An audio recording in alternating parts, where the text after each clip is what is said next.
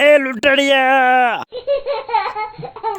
લૂંટડિયા મારું પતંગ ના લઈ જા લે. એટલું લાયો તો તું પાછું લાય લે નકર જેલમાં પૂરી દો.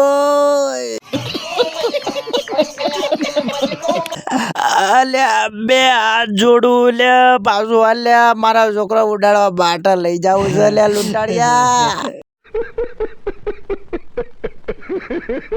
અલ્યા આ ગલીમાં તો મારો આરો એક પતંગ નહીં દેખાતું. જો આ જો કા લૂંટાડ્યા કેટલા બધા રખડ્યા.